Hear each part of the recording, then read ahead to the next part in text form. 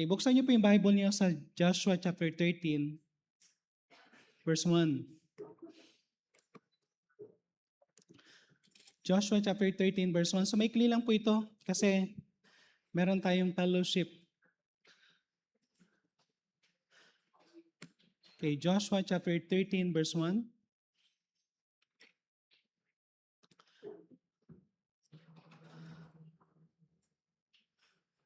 Joshua chapter 13, verse 1. Maikli lang pong, gusto ko lang pong magkaroon tayo ng, sino sa inyo, lahat po ba na meron ng ganito, yung commitment card? Sa mga members po, kung meron kayong commitment card, kung wala pa po kayong commitment card, pwede tayong kumuha tapos mamaya, kung meron kayong pinagpipray na amount o kaya mamayang hapon or kung kailan mo maibigay, magkaroon tayo ng commitment para sa ating promised land commitment dito sa Mount Riga.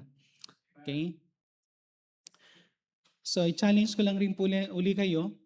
Last time, I think, yung June, yung first week yata ng June yun. Or ng May pala, May. I think nagsalita na ako regarding sa bagay nito, but gusto lang i-challenge kayo at magkaroon tayo ng commitment kasi hindi pa natin nakukuha yung mga commitment card. Pwede tayong tumayo lahat? Basahin lang natin Joshua chapter 13 verse 1.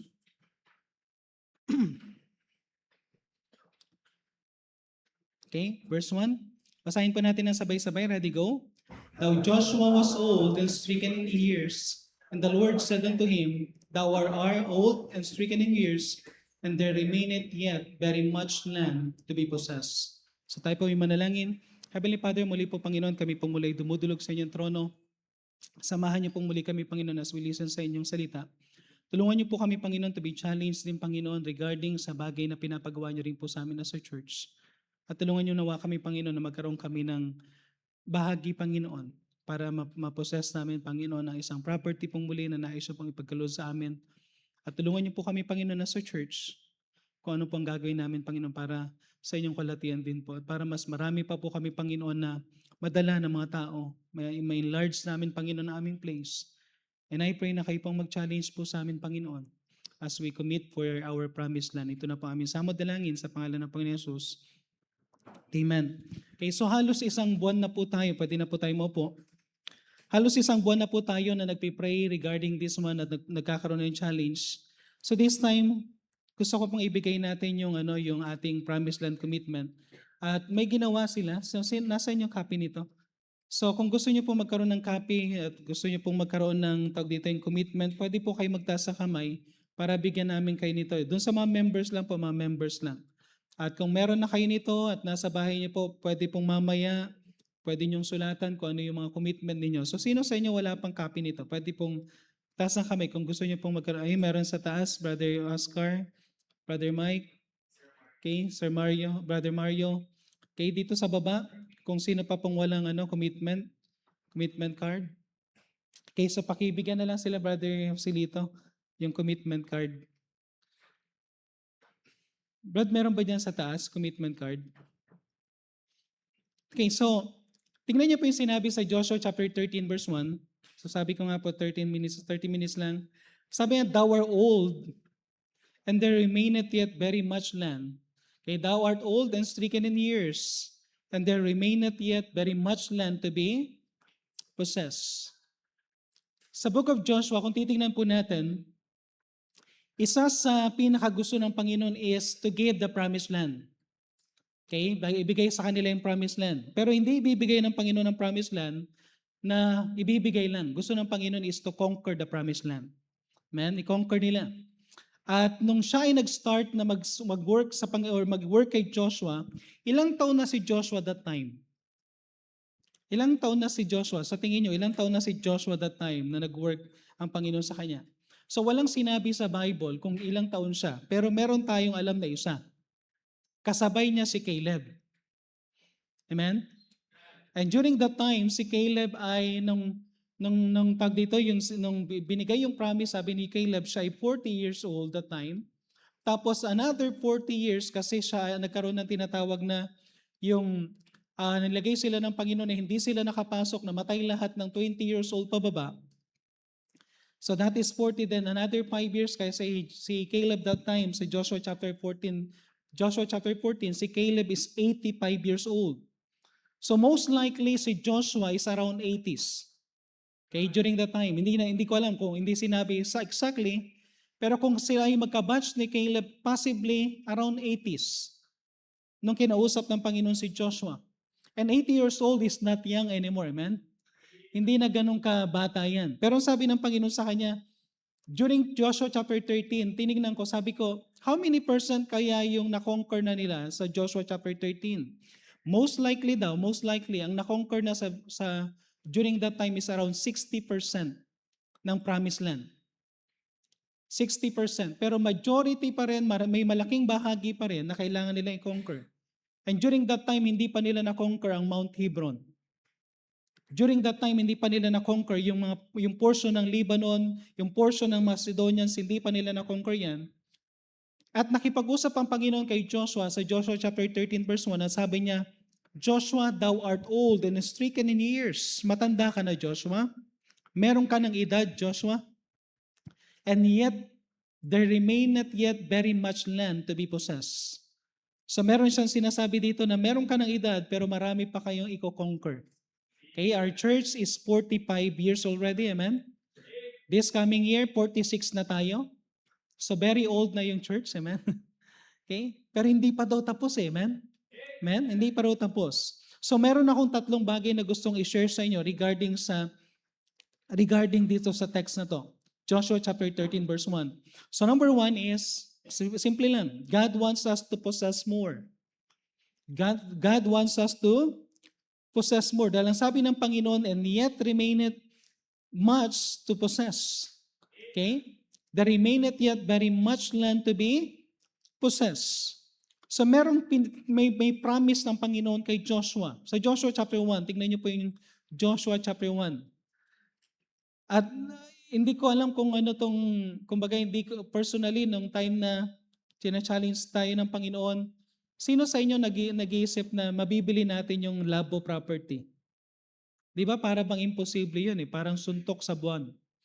I remember during the time na nagkaroon tayo ng meeting together with the Board of Trustees, ang pinagpe-pray natin kasi meron tayong pera that time, sabi ko, bilhin natin yung 160 square meter, yung katabi.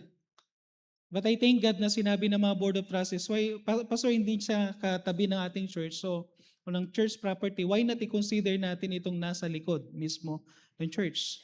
And during that time, ang price niyan is 45 million. Okay, nakipagtawaran tayo, naging 40 million something, 40,280,000, pero dahil sa atin pa rin yung tax, bumalik pa rin tayo dun sa almost 44 million. At po rin ang Panginoon, patapos na, amen? Amen? So tapos na natin bayaran, nandun na tayo sa process ng paglilipat. Pero sabi ng Panginoon sa Joshua chapter 1 verse 2, tingnan niyo po yung sinabi diyan. Joshua chapter 1 verse 2, ito yung promise ng Panginoon, Moses, my servant, is dead. Now therefore arise, go over this Jordan, and all these people unto the land which I do give unto them, even to the children of Israel. So sabi ng Panginoon, ililid mo yung bayan ng Israel para ibigay sa kanila yung promised land. At ang promise ng Panginoon sa verse 3, itong sinabi ng Panginoon sa verse 3, every place that the sole of your foot shall tread upon, that have I given unto you, as I said unto Moses. Ano sabi ng Panginoon? Ang sabi ng Panginoon kay Joshua, lahat ng lalakaran mo. No? So anong literal na makikita natin dito? Ang Panginoon sabi niya, depende kung ilan ang lalakaran nyo. Depende kung saan nyo ilalagay ang inyong paa.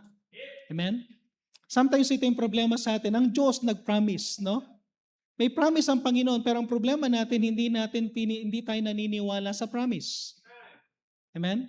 Alam niyo ba kung anong sinabi naalala niyo, di ba yung labo? Meron tayong kapitbahay na nagsabi, nabili niyo na pala to? Property niyo na pala tong place na to? Tapos ang sabi niya ito, actually, sabi niya yung kabila. Alam niyo yung kabila dyan, di ba merong kabila dyan na, anong tawag dyan, Xerox machine ng yung mga photocopier. Ang sabi niya, nabili niyo na pala to. Ito nga, binagbebenta namin, biglang hindi kami nagkaunawan kaya hindi pa nabibili. Baka gusto niyong bilhin, amen? Parang sabi ko, another ano na naman, no? Parang gusto yata buong Bonifacio, no? Hindi ko maintindihan dahil pinagpipray natin ito tapos alam niyo yung para bang nag-o-open ang Panginoon, nag-o-open ang Panginoon. And isang bagay na sinasabi ng Panginoon, no, prinamis niya, God promised, no, ang desire ng Panginoon is for us to experience. It is a promise that God desires for us to experience as long we believe Him. As long we believe Him. Kasi hindi kikilos ang Panginoon kung sabi nga ng Panginoon ilagay mo muna yung paa mo. Pag hindi mo ilalagay yung paa mo, then hindi ako kikilos. Amen?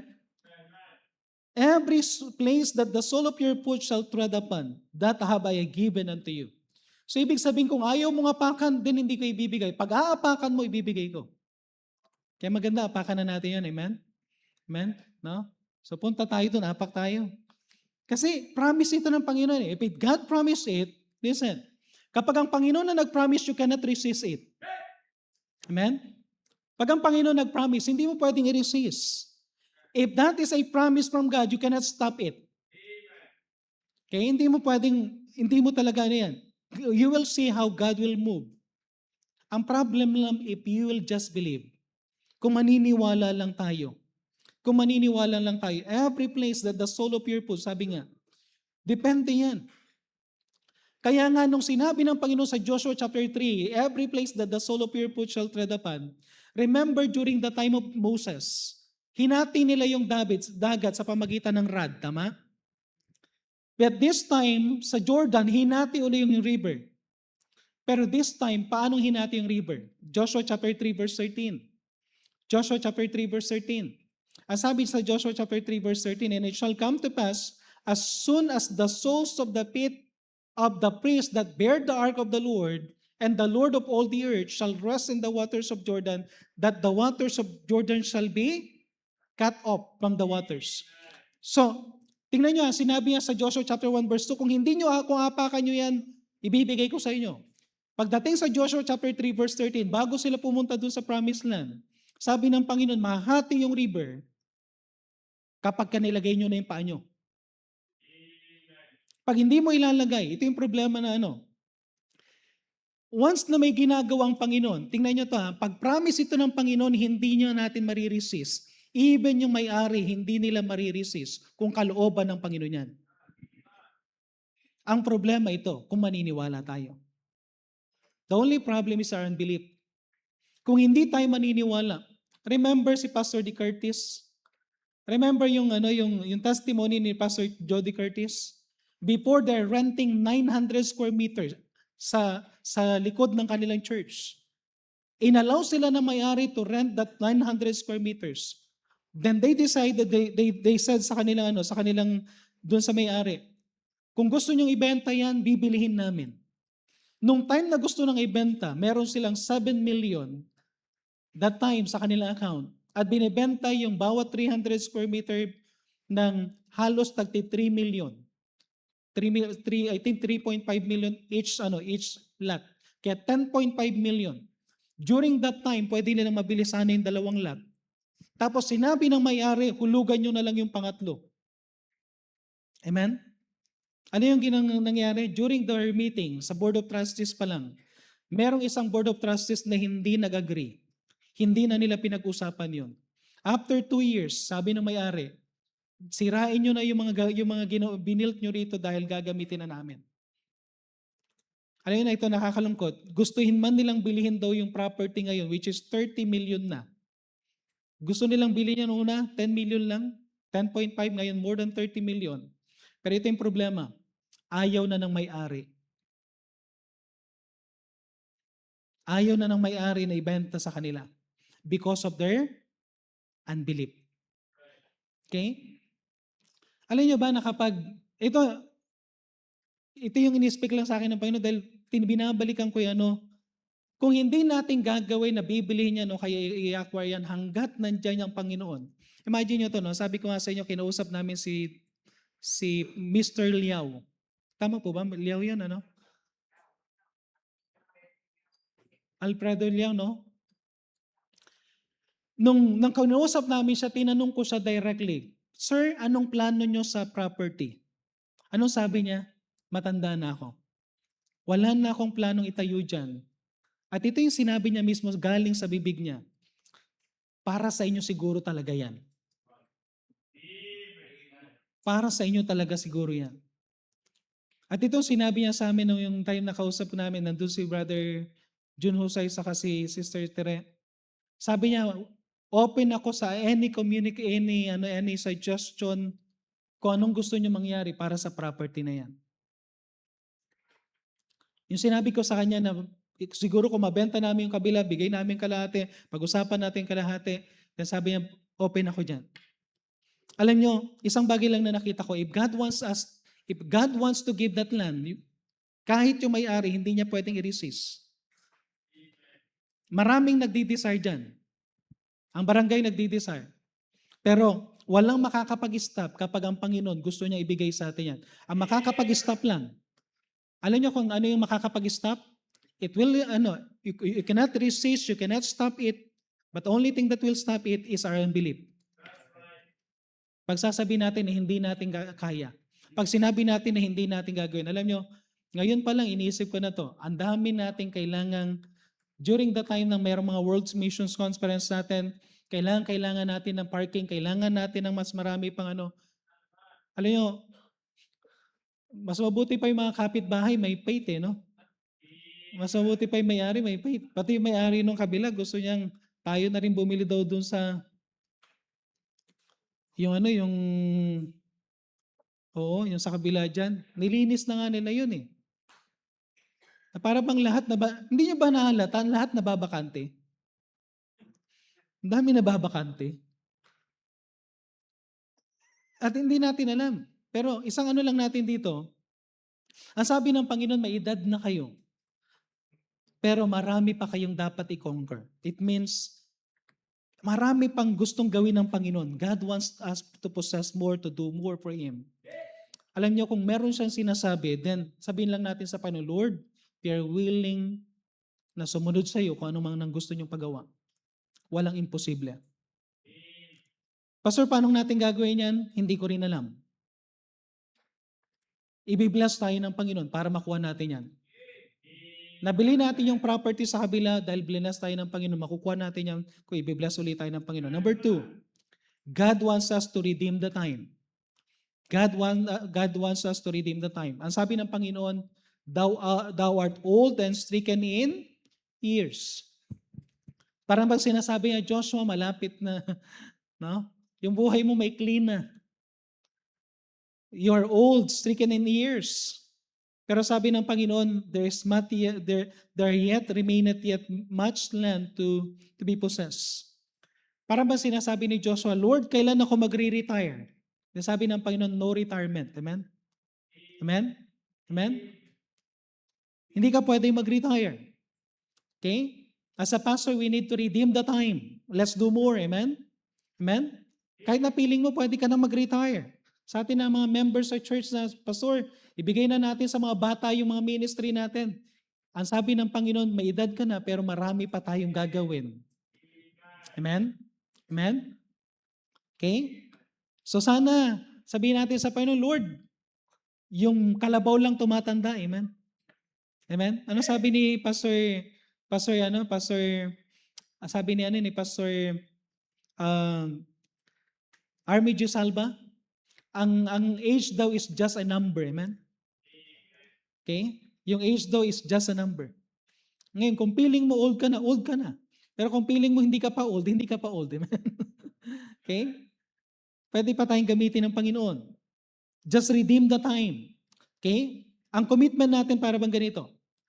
Lord, hanggat hindi ka pa dumadating, kung kinakailangan na and from time to time, ginigising ako ng Panginoon na para bang let's do something.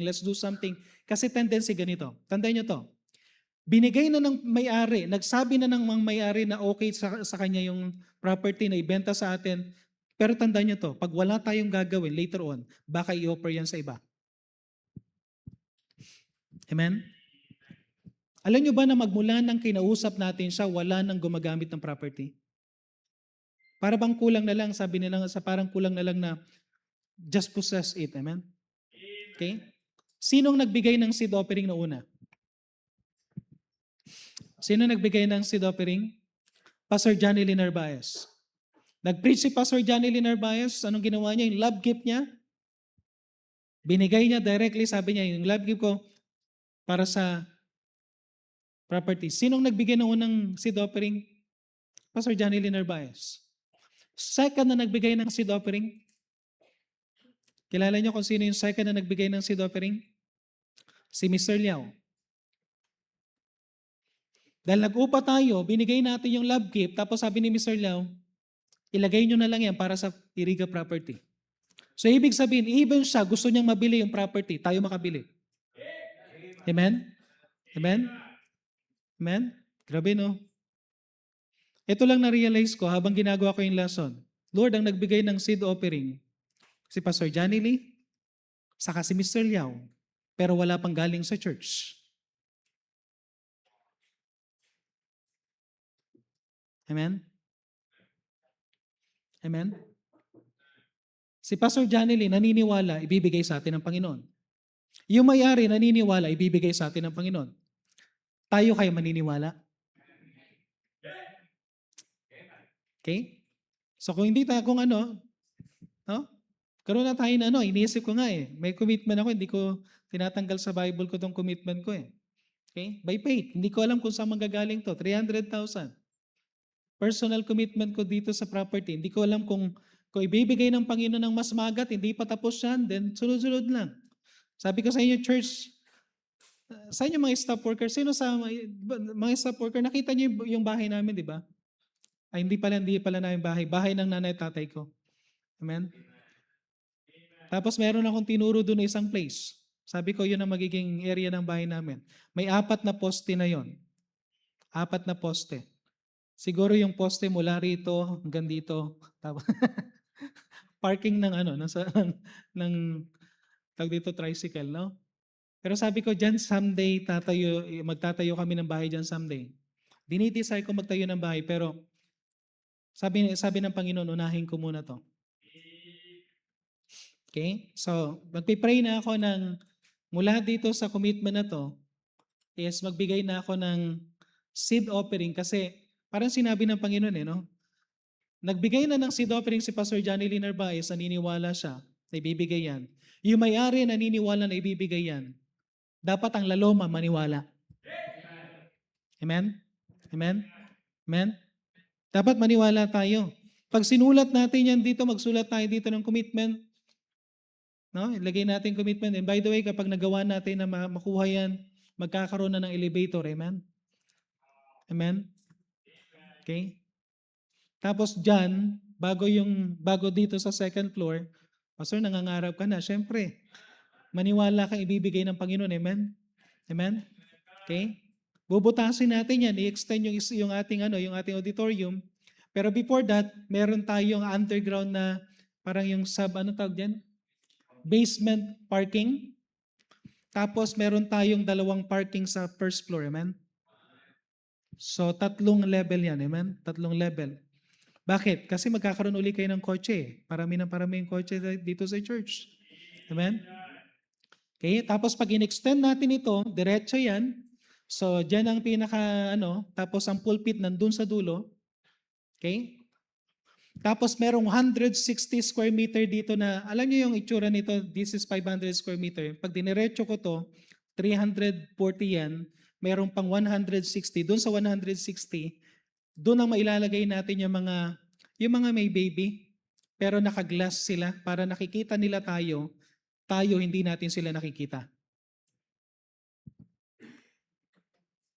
Yung toddler's room, yung one way lang na, So para lahat tayo nasa loob ng church, pati yung baby, pero hindi natin sila naririnig, pero naririnig nila tayo. Okay? Layo na kagad ng tinatakbo, no? Amen? Amen? Tapos, siyempre, mayroon pang susunod dyan. Extend. Okay? So, magkakaroon na ng mga room dyan na Pero, alam niyo, kung hindi ka nangangarap, para bang sinasabi mo sa Panginoon, walang kakayanan. And by the way, listen, hindi lang ito para sa church, ha? Pag may pangako sa iyo ang Panginoon, hanggat pinapangako ng Panginoon, gawin mo na. Kasi pag sinabi ng Panginoon, ayaw mo maniwala, then ibigay ko na sa iba, then you lose the opportunity. Amen? Amen? We lose the opportunity. And last, number 3. Okay? So number 1 is, God wants us to possess more. Second, God wants us to redeem the time. Third, God wants us to act immediately. Bilisan natin ito. Okay? Sa Joshua chapter 13, sino sa inyo nabasa niyo ang book of Joshua? Okay, pag binasa niyo sa book of Joshua chapter 13 verses 1 to 6, sinabi ng Panginoon lahat ng mga promise. Sabi ng Panginoon, ito yung mga land na kukunin ninyo. Ito yung land na kukunin ninyo. Ito yung mga place na hindi nyo pa nakukuha. Tapos pagdating sa Joshua chapter 13 verse 7, tingnan niyo Joshua chapter 13 verse 7. Joshua chapter 13 verse 7. And nagustuhan ko na nagugulat ako dito sa style ng Panginoon. Ano yung style ng Panginoon para makonquer yan? Sabi ng Panginoon kay Joshua, Joshua, these are the land na kailangan pang i-conquer. Pagdating sa verse 7, basahin natin na sabay-sabay. Now therefore, divide this land for inheritance unto the 9 tribes and the half tribe of Manasseh. Kasi merong 2.5 tribes na meron na silang property doon sa other side ng Jordan. Tama? Okay? Ito ang sabi niya, para makonquer yan Joshua, ganito. Sabihin mo sa kanila, ito yung magiging teritoryo nila, pero hindi ko yan ibibigay sa kanila hanggat hindi nila i-conquer. Para bang ganito, sinabi na ng Panginoon, atin na yan. Anong gagawin nyo kung sinabi ng Panginoon, atin na yan? Anong gagawin natin? I-conquer. Possess. At alam nyo kung anong sumunod pagdating sa Joshua chapter 13? Sinabi sa Joshua chapter 13 verses 7 hanggang sa last verses, ito yung magiging mga division ninyo. Ito yung kayong magmamana nito. At sa Joshua chapter 14 verse 2, tingnan nyo, dito tayo verse 12. Joshua chapter 14 verse 12, anong ginawa kagad? Pinangunahan ito ng isang tao. Ang sabi nila, ito yung magiging mana ninyo, ito yung magiging heritage ninyo. Anong sabi ni Caleb? Now therefore give me this. Grabe no? Now give me this mountain whereof the Lord spake in that day, for thou heardest in that day, how Anakims were there, and that their cities were great and fenced. If so be the Lord will be with me, then I shall be able to drive them out, as the Lord said. Isang ano lang dito na, isang challenge. Alam niyo ba na nilalagay tayo ng Panginoon sa isang stage or situation na nilagay tayo ng Panginoon ang binili natin property na ubos lahat, halos. Okay? Ubos na lahat, halos. Pero isang bagay na inano ng Panginoon, nung tinitingnan ko na bumabagsak yung paid promise, nang tinitingnan ko na ang hirap pumasok ng tithes, tinitingnan ko na medyo pahirapan na ano, then ang sabi ng Panginoon, ito yung pinakaano ng Panginoon. Gusto natin na ibalik ng Panginoon yung mga blessing na yan at makita uli natin na tataas yung mga paid promise, tataas yung mga tithes natin. Isang solusyon ng Panginoon, conquer the land. Pastor, paano yan? Kasi once na kinonquer natin to, once na dinesire uli natin to, church, hindi ko alam kung paano gagawin ng Panginoon. Pero may mga iba sa inyo, if you will just desire para magbigay, parang ako, by faith. By faith, ibibigay ko yung commitment na to at hindi ko alam kung madadagdagan ko pa uli ito. Amen? Pero isang bagay lang, gusto ko ipakita ng Panginoon. Sabi ko, Lord, please pwede mo bang ibigay sa akin yung amount? Na yung hindi ordinary, yung parang hindi ako yung naghangad o gumawa ng paraan para magkaroon ng 300,000 na ibibigay ko sa property. Kundi, Lord, yung bang gagawin mo yung isang bagay na makikita ng mga member na ikaw talaga yung nagbigay. Amen? Amen? At sana gusto ko na ipag-pray na ganito. Ang prayer ko ganito, Lord, may mga member kami na magkukumit. I pray na lahat na magkukumit, Lord, gumawa ka ng something impossible na maibibigay nila yung commitment nila.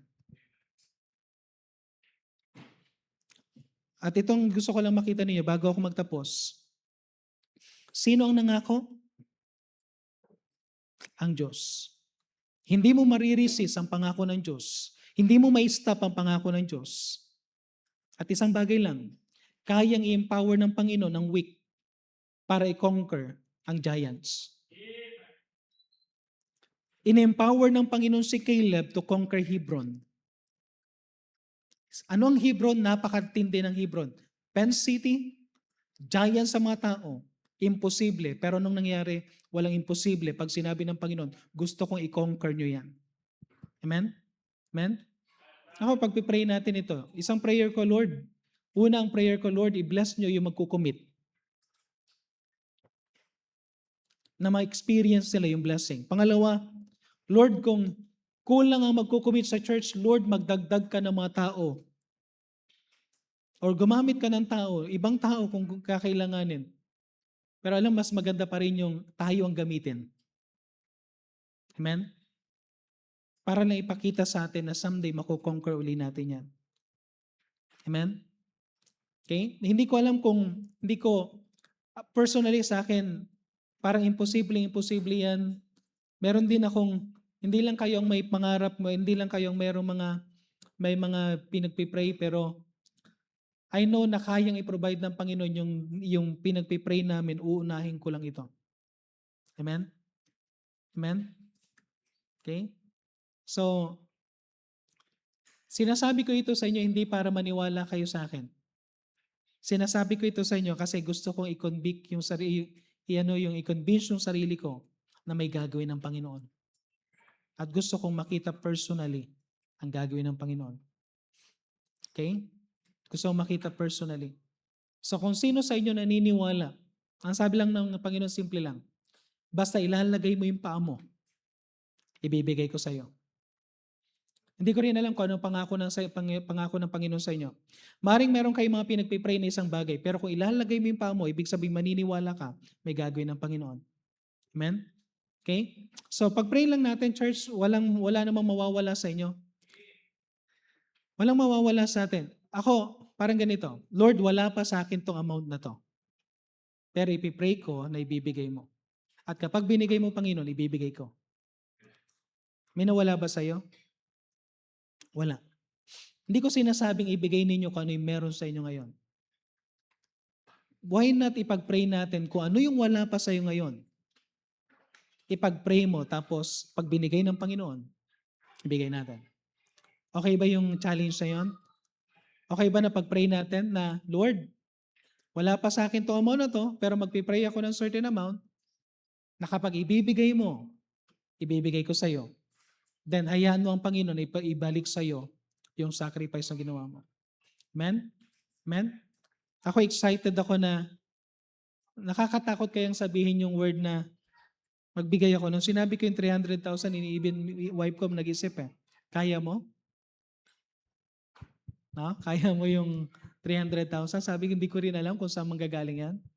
Pero magpipray ako. Hindi ko sinasabing 300,000 din ang bibigay nyo. Kung gusto nyo 1 million, nasa sa inyo. Joke lang. Kung gusto nyo 10,000, nasa sa inyo. Kayong mga estudyante, nagpipray kayo ng 1,000 na ipagpipray, whatever amount, para dyan sa property. Gawin natin ganito Iba yung building commitment natin, iba yung sa may lot commitment. Isa-separate talaga natin. Isa-separate natin yung building commitment sa lot commitment. So magkano nang pumasok sa lot commitment natin? 70. So meron na tayong 70,000 for that. At ilalagay natin, i-announce natin yan. At ako personally, pagpipray ko to na God will provide. At sana bawat isa sa atin. Okay? Ulitin ko, wag kayong magkukommit kung hindi kayo naniniwala. Pero mag-commit kayo kung naniniwala kayo na kayang mag-provide ng Panginoon. Every place that the sole of your feet shall tread upon. Kung saan mo ilalagay yung paa mo. Ibig sabihin, kung kaya mo pa yan. Ako, personally, pinagpipray ko to. At kaya sabi ko, Lord, bigay ko na yung tithes. Amen? Yung tithes ng 300. Okay, so magkano ang tithes ng 300? 30. So nag-pray na ako na, Lord, may bigay ko yung tithes para masarado ng 100,000 yung seed offering. Kasi nagigilty ako na ang may seed offering galing kay Pastor Johnny Lee, galing kay Mr. Liao, pero wala pang galing sa atin. Okay? Pero gusto ko na ilagay yung meron akong ilalagay dyan. Amen? Okay? Sige, so pray tayo. Pray tayo at magkakaroon tayo ng fellowship with the fathers. Dinaanan ko lang itong Sunday school na to because pagpipray nyo na ito, tapos magsimula na tayong ibigay. Brother Marlon, wala pang nagbigay, no? Wala pang, hindi, I mean, wala pang nagbigay sa'yo, wala pang nagbigay sa offering. Okay, meron ng 7, so ito yung sa akin, Brother Marlon. So ibigay ko na yung sa akin na commitment. Tapos, kung meron kayong mga kung meron kayong mga commitment na pag-pray ninyo yan, pwede nyo ibigay mamaya or pwede nyo ibigay next Sunday. Pag-pray nyo maigi. Pag-pray natin maigi. Hindi ko alam kung magkano ibibenta sa atin yan. Sana bigyan tayo ng lower price. Sana bigyan tayo ng lower price. Pero pag-pray natin na magkaroon tayo ng pananampalataya. So let's pray. Let's pray. Heavenly Father, maraming salamat pong muli sa binigay niyo po, Panginoon, na message na challenge kanina patungkol sa fathers. And I pray na tulungan niyo rin po kami, Panginoon, na magkaroon kami ng belief sa inyo. Na maniniwala kami, Panginoon, na willing kayo, Panginoon, na ibigay sa amin ang property na ito. But we need to conquer it. We need to do something, Panginoon. We need to sacrifice. And tulungan niyo po ang bawat isa rin po sa amin, Panginoon, na patuloy kayo po, Panginoon, na mag-work sa lahat din po, Panginoon, ng mga bagay na kailangan po namin gawin. At even sa, Panginoon, sa mga personal need namin, Panginoon, tulungan niyo kami magtiwala sa inyo, Panginoon. I-level up niyo po, Panginoon, namin pananampalataya sa inyo, Panginoon. At maniwala kami sa lahat ng mga pangako na pinagkakalob niyo po sa amin. Ito na po aming sa madalangin sa pangalan ng Panginoon Jesus. Amen.